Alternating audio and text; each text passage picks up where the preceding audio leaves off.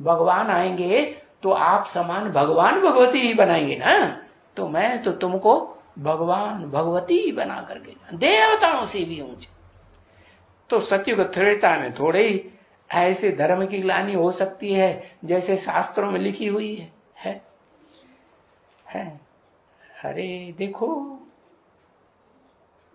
छोटा बच्चा कृष्ण, मंदिरों में छोटा बच्चा रखा हुआ है ना, है?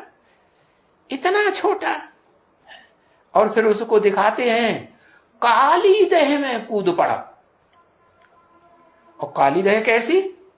हाँ, उसमें बड़ा विषैला सांप रहता था और उसके साथ ढेर सारी सर्पणियां रहती थी, ढेर सारा सर्पों का परिवार रहता था और सारे ही विष उगलने वाले।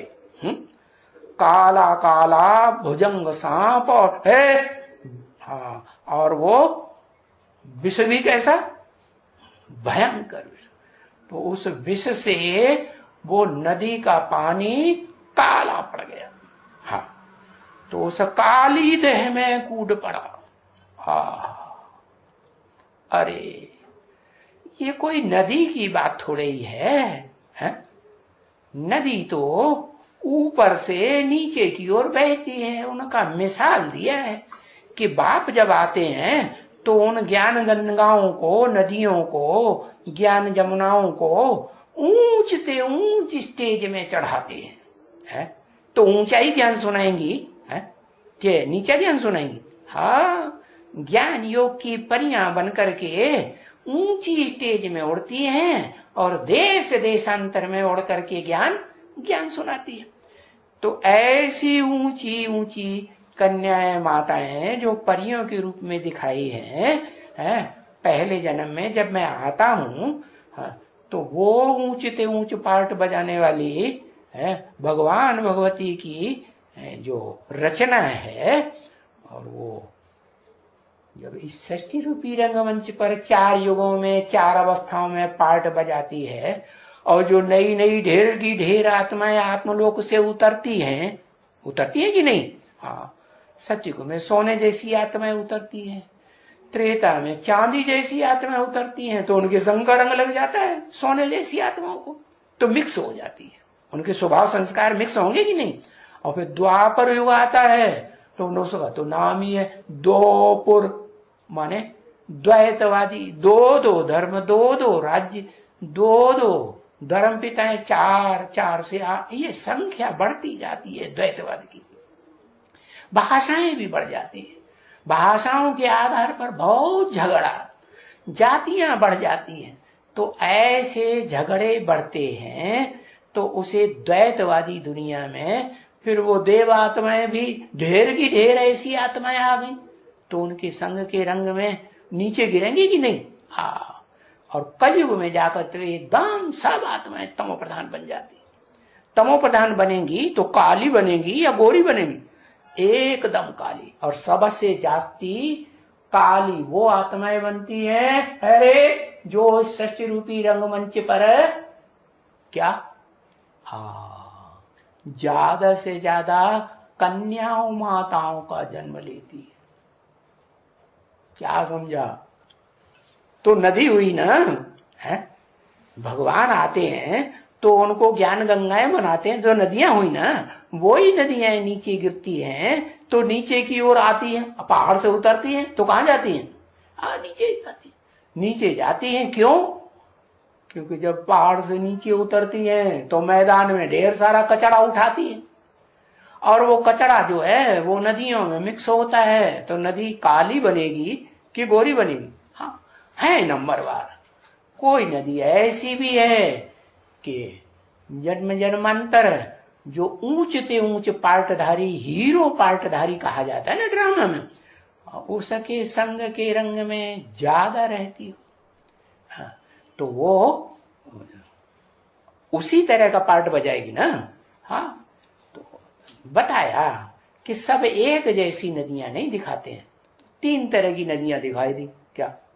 एक गंगा जैसी एकदम सफेद श्वेत जल, वो भी सात्विक हैं तब, नहीं तो आखिरी जन्म में तो गंगा में भी गंदे नालों का कितना कचरा डाल देते हैं और गीत बनाए हुए लोगों ने।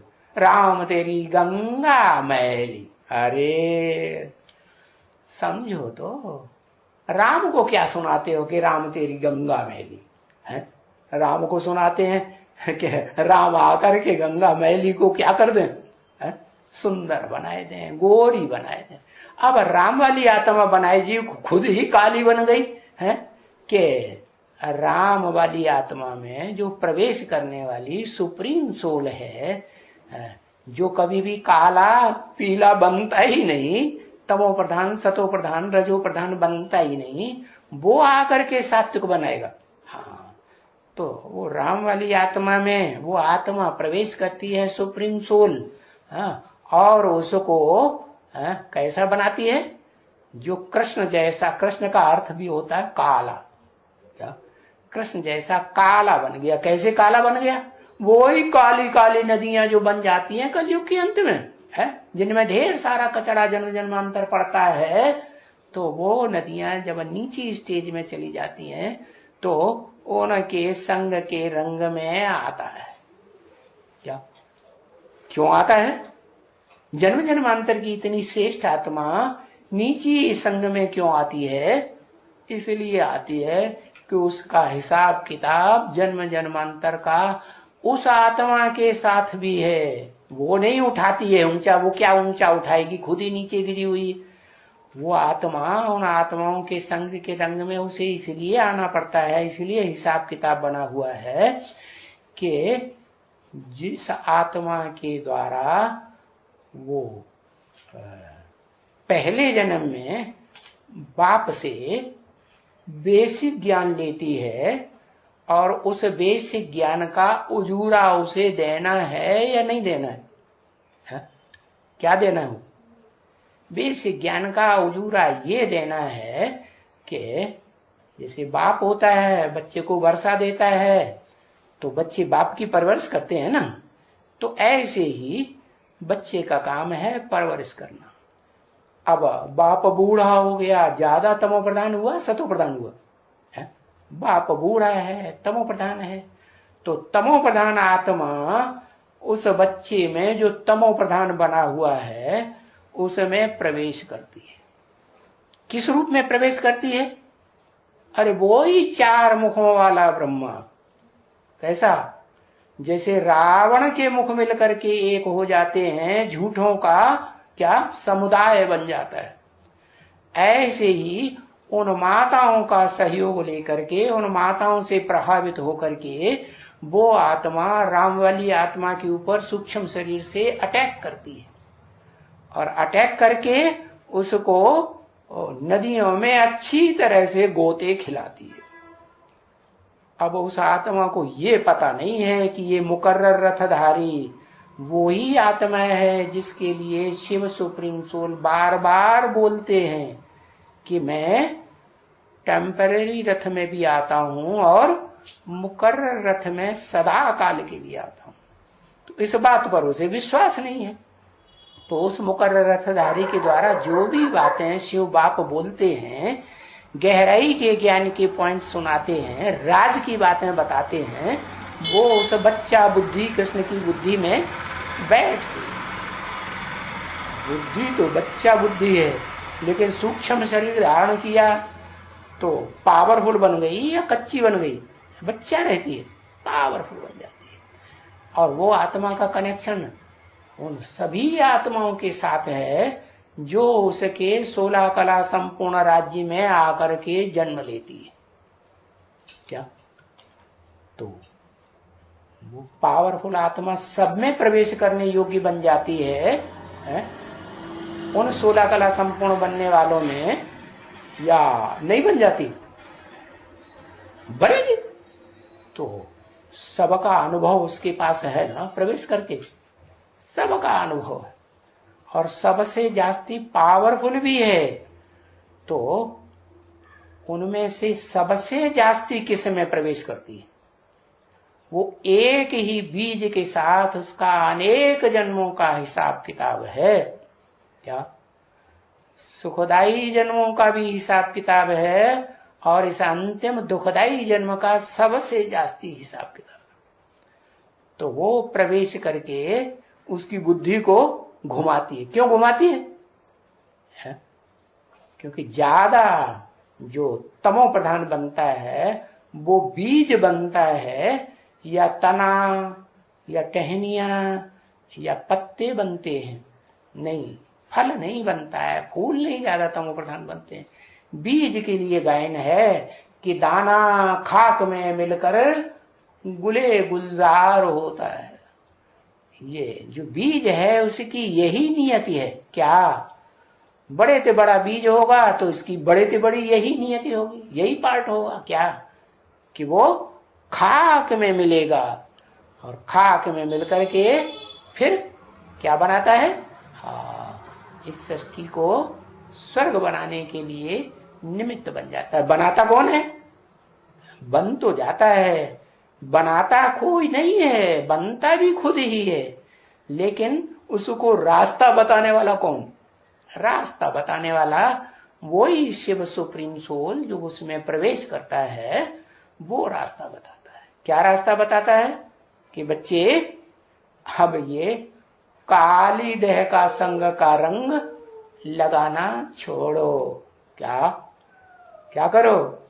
और लगाना भी है सन्यासियों की तरह। सन्यासियों की तरह वो जीवन तो नहीं बिताना है दूरबाज खुशबाज, नहीं। वो क्या करते हैं? बीवी बाल बच्चों से अलग हो जाते हैं। तो वो तुम्हें हद का सन्यास करना नहीं सिखाता हूं, मैं तो तुम्हें बेहद का सन्यास सिखाता हूं। कैसा? साथ में भी रहो, साथ में रह करके ब्रह्मा की तरह आचरण भी करो। कैसा आचरण? जैसा बच्चों ने देखा वैसा आचरण। बाकी एक्स्ट्रा बुद्धि चला करके आचरण नहीं करो। बच्चे एक्स्ट्रा कोई कोई बुद्धि चलाते हैं ना, तो क्योंकि बाप से जो ज्ञान मिलता है तो खुद क्या बन के बैठ जाते? क्या बन के बैठ जाते? हल्दी की गांठ मिली और पंसारी बन के चूहड़ा बैठ गया। ऐसे बन के बैठ जाते हैं। तो जब ऐसी बातें करेंगे जो बुद्धि से कनेक्टेड हो, भावना से कनेक्टेड न हो, तो झूठी बातें बन जाएंगी या सच्ची बातें बन जाएंगी।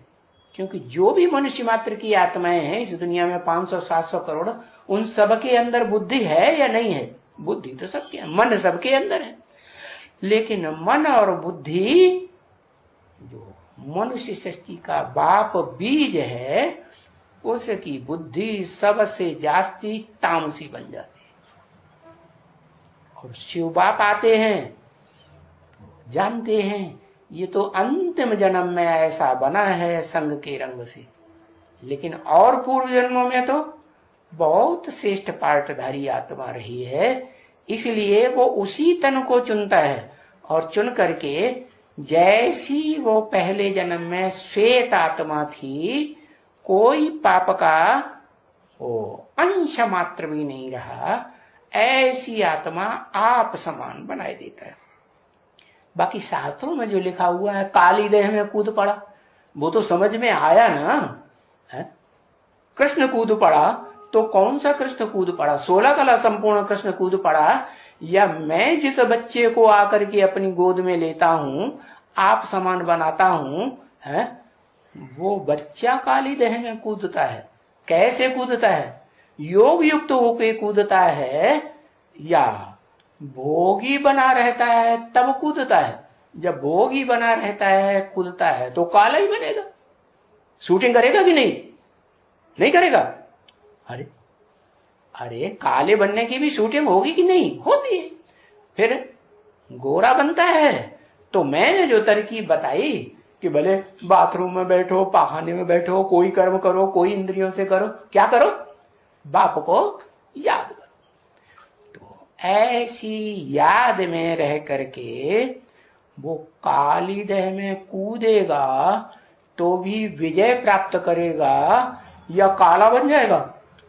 सांप काटता है तो क्या होता है? सारा शरीर काला पड़ जाता है।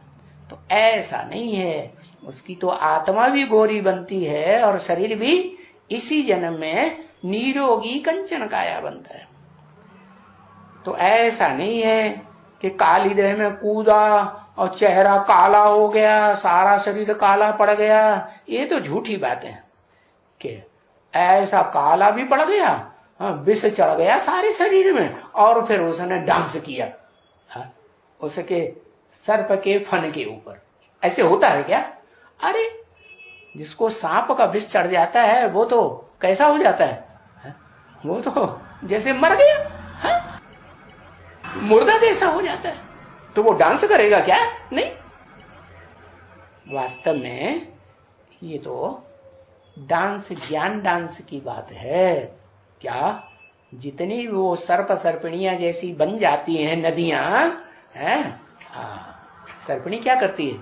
सर्पिणी सर्प को पकड़ लेगी ना तो बस ऐसे निपटती है, बस उनके काम विकार का बड़ा वो गायन है। वो जितना काम विकार भोगते हैं गहराई से ज्यादा समय तक, उतना तो कोई और भोगता ही नहीं। काम विकार में बंदर भले सब विकारों में आगे कहा जाता है, लेकिन काम विकार में खास वो सर्पिणी गाई हुई है।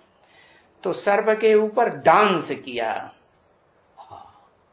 उधर दिखाया है विष्णु जी ने सर्प के ऊपर क्या किया? आराम किया। और इसे कृष्ण बच्चे ने किया। विष्णु तो बड़ा दिखाते हैं ना, और कृष्ण बच्चे ने क्या किया? उसके ऊपर डांस किया। तो डांस माने ज्ञान का डांस किया ना, कोई ऐसे थोड़े ही है कि वो दैहिक डांस किया। अरे देह काली पड़ जाएगी तो डांस कहां से करेगा? वो तो मुर्दे की तरह पड़ जाएगा।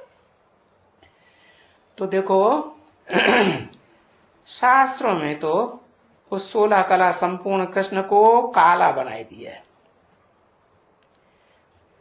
तो ये सब ग्लानि हुई ना बच्ची। बच्चा ऐसा फर्स्ट क्लास है, कैसा फर्स्ट क्लास? जो मैं आकर के बनाता हूं। कैसा फर्स्ट क्लास बच्चा? 16